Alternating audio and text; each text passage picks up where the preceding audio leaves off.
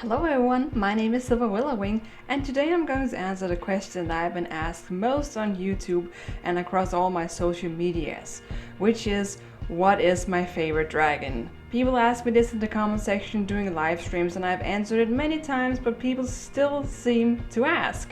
So I decided to do a video about it so that I can answer it once and for all, so if anyone ever get in doubt, I can just link them to this video.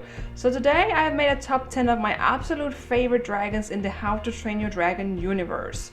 And I'm not gonna be including Toothless or Night Furies in this list because they would be the clear winner. Toothless has a pretty incredible design and it would be the clear winner without a doubt. He is both very realistic and he is also very cute at the same time, and not to mention completely unique. So he's definitely not gonna be ranked here because he would be number one, so what would the fun be in that? So he is excluded from this list. So with that said, let's just get into it. Number 10 is the Scauldron. The Scauldron is a title class dragon and it is my favorite title class dragon. It is a very large dragon, one of the largest title class dragons. It can grow to be larger than a blue whale. I overall like their appearance. They have a very long neck and a very big body. They kind of remind you of the Loch Ness Monster or plesiosaurs from the prehistoric times. And I just like their really unique appearance and their amazing ability to boil up water in the stomach and then spew it out at you. And it's just very different from other dragons which has fire breath or ice breath. This is a dragon that actually just uses water to its advantage, which is something I can really appreciate. And I just like the overall wings of it. It has some whale features. It has these tiny legs which are super cute, and its tail is very beautiful. So it's just a dragon that I find overall very appealing. Number 9 is the Red Death, which is the big and colossal nest queen dragon of the first movie. I like this dragon because it's again a very unique looking dragon. Its face is very distinctive. It has these 6 eyes and this crown of bone structure on its head, and its mouth is very radically shaped. It has a really unique expression to it, and it has these amazing long sharp teeth that just looks absolutely terrifying and amazing at the same time.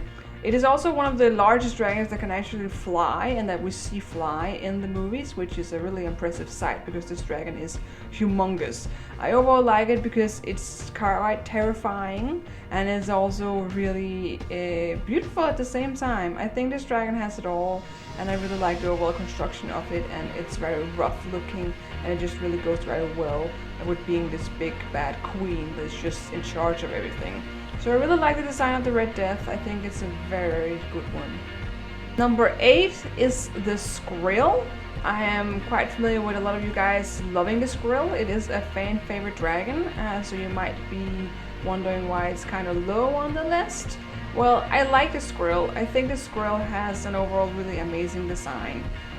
The one thing I don't like about it is the face tend to be a bit derpy, because the eyes are so far out on its skull. They're like right next to the nose, so it just has this really long head, and it does make it look unique, but it also makes it look a little bit disturbing, especially when you look at it from the front.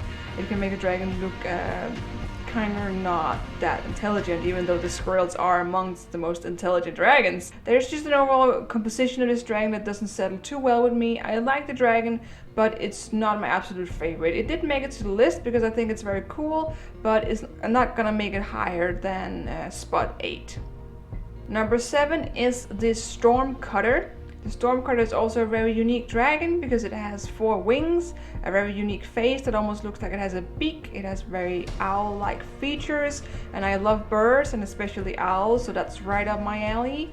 And it's just an overall really amazing dragon. It moves incredibly in the sky when it's flying. It has these 4 wings to maneuver and do barrel rolls in very impressive ways. So I just think the Stormcutter is composed of some really amazing parts. The tail is wonderful, so it just has a lot of different compositions and a mix of a lot of different things that I really enjoy, so that's why I like Stormcutter.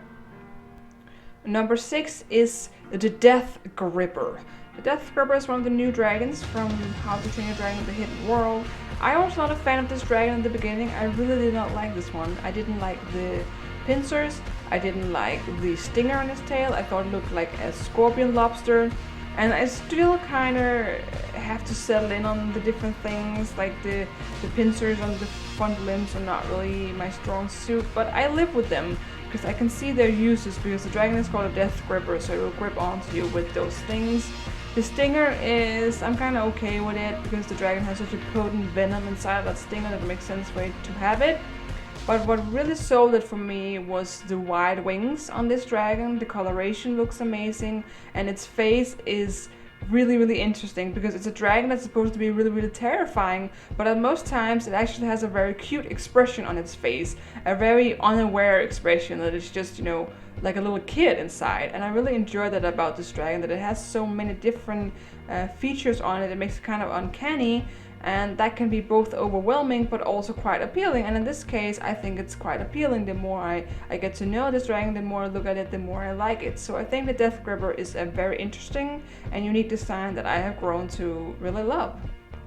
Number 5 is the Death Song. The Death Song is, in my opinion, one of the most beautiful dragons because it has these big butterfly-like wings that are just really colorful and very impressive to look at. The dragon is quite deadly. It even feeds on other dragons. It traps them in amber and then feeds on them when it gets hungry. So it's a very vicious dragon, but it's also quite intelligent to be able to do this. It can make a song that can attract other dragons to its nest and then trap them and eat them. I think that's some really powerful features for a dragon to have, some really powerful skills, and that makes me more interested in this dragon because it is a cruel dragon. You can argue that it's very cruel, but I still think that that makes it very impressive as well. I can find some beauty in the destructive behavior of this dragon.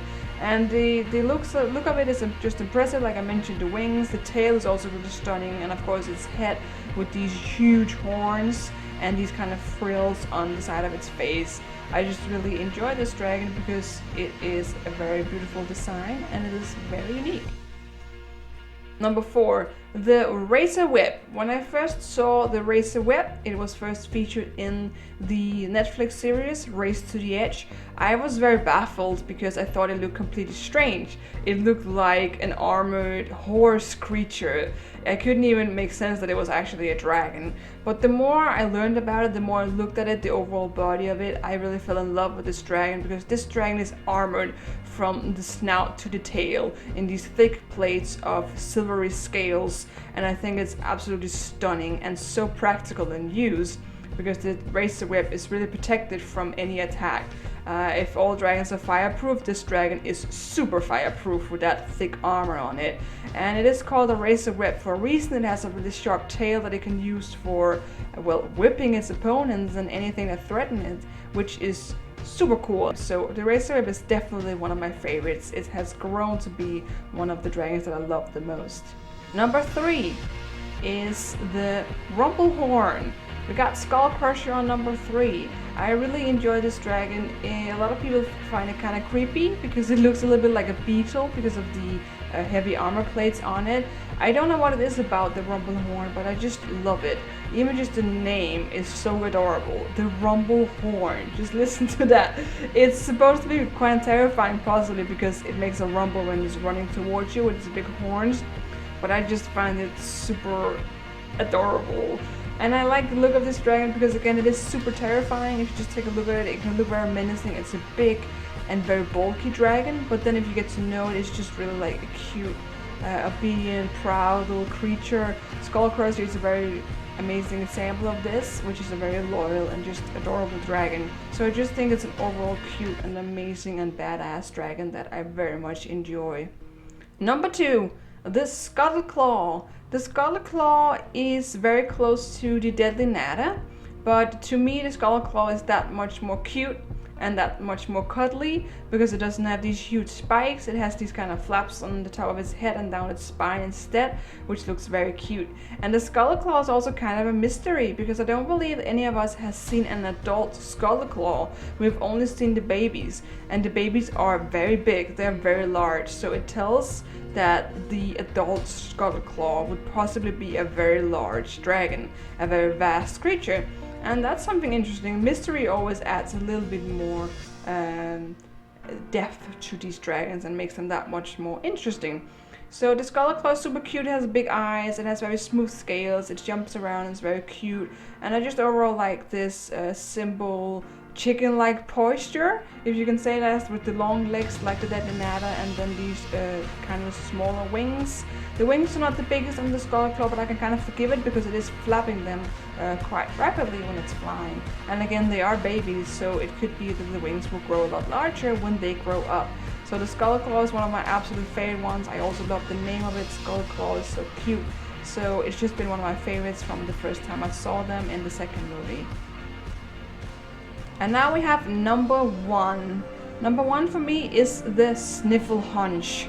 And some of you are probably gonna be like, excuse me, what is a Snifflehunch? I have never seen this before. Hiccup has never said this name. I don't understand. What is this dragon? And the Snifflehunch is actually a background dragon. It's never mentioned by name in any of the movies or the series or the shows or anything. It just appears in the background, and it has later been revealed what the name of it is. So the best way to remember what the Snifflehunch is by remembering the dragon that took a sniff at Toothless butt in Volca's sanctuary. That was the Snifflehunch poking around and sniffing Toothless butt, and he got very upset about it. And that's possibly why it's called the Snifflehunch, because it likes to sniff stuff a lot. So this dragon is a very chunky dragon. It has some gecko-like features for me. It has a very thick tail. I don't know what it is about this dragon. I think it's just the oblivious expression and the overall really cute and curious nature of it, and these kind of, not spikes, but kind of flaps on it. I'm not even sure what I would call them. They're kind of like poking up on his back, and they seem that like they would be very soft compared to scales and other things. So I just like the smooth appearance of this guy. His posture is very cute. He's kind of hunched back.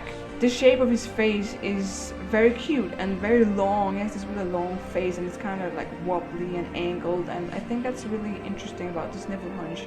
So for reasons I can't even explain, I just love this guy. I love this dragon, and it's cute in every way, and the name is just amazing of it. And I'm still hoping for the day that we will get this dragon in the game School of Dragons, where you can ride your own dragons. I really want to see this dragon in game because it's my absolute favorite and I just love it. But I'm still hoping, and maybe one day I'll get my wish granted. But the Snifflehunch is my number one favorite dragons, and then of course Toothless again. As I said, I was not gonna mention him because he is number one in my book as well. So thank you so much for watching this list and listening to me talking about my favorite dragons. I hope you found it somewhat interesting, and now you know what my favorite dragons are. So once again, thank you so much for watching this one, and hopefully I will see you in the next one. So long, my dragonlings.